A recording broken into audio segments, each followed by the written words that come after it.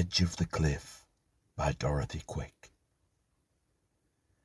The girl sat on the edge of a cliff and gazed down at the jagged rocks below her, watching the water beat relentlessly upon them.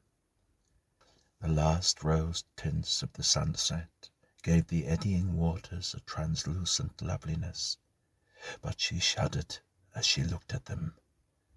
She couldn't see the beauty, only that the rocks and water were terribly far away. "I haven't the courage," she half whispered, her voice lost in the rushing waters.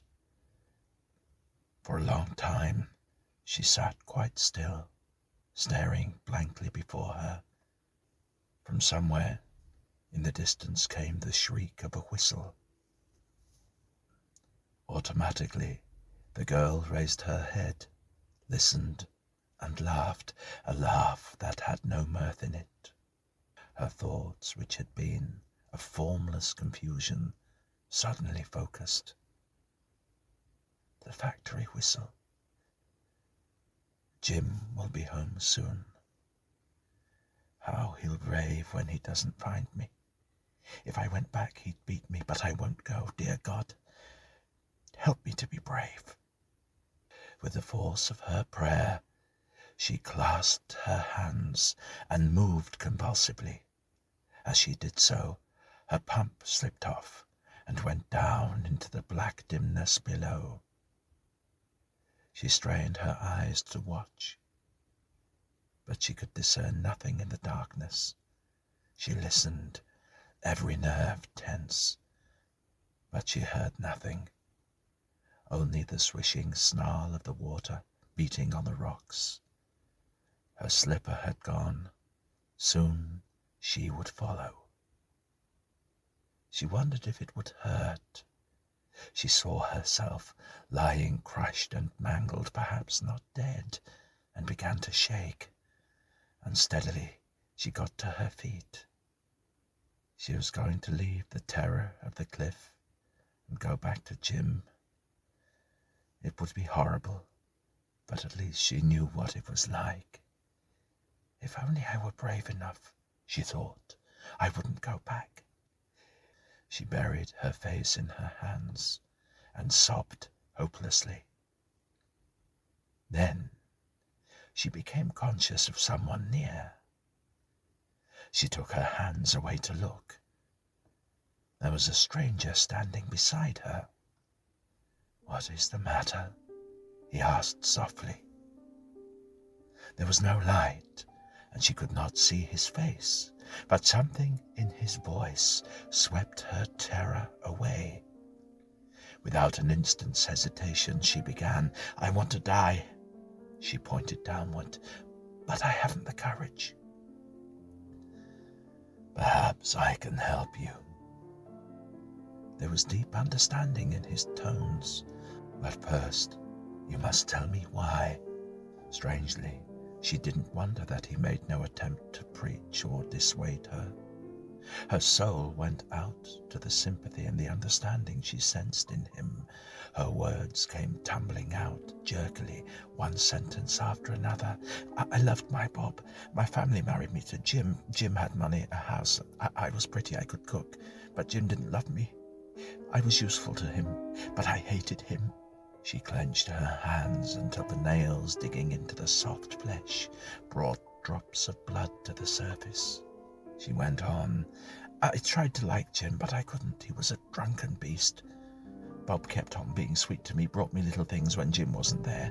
Once he found me crying, saw my arms all black and blue, then he took me in his arms. We decided we'd go away together when Bob got enough money." Then the thread of her memory continued to unwind.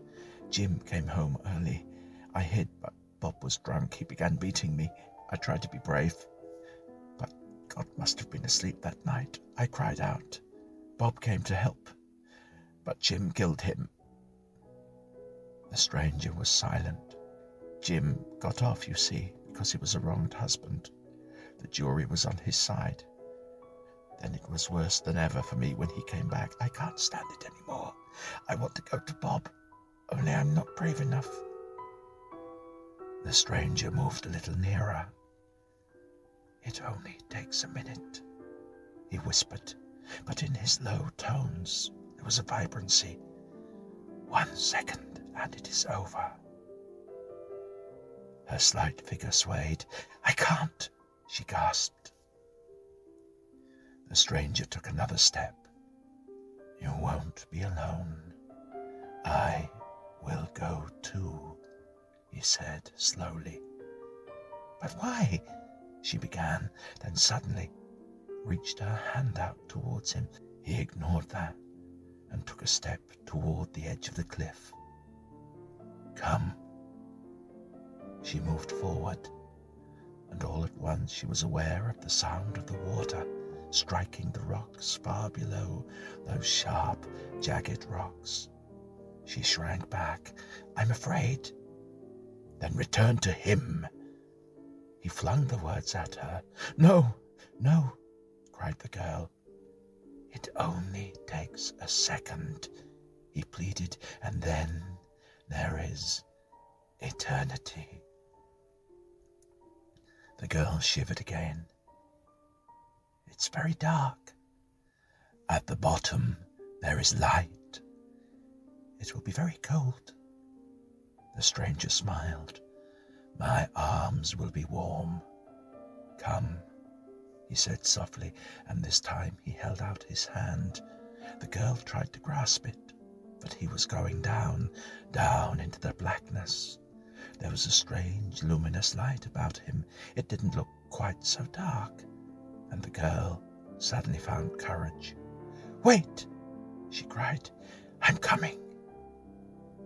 From below, the stranger was smiling at her with Bob's smile, and his arms were outstretched.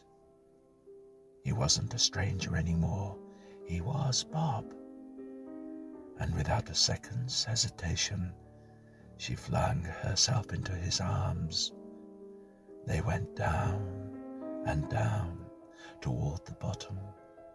Bob's lips were warm on hers. She did not even know when the waters enveloped her completely.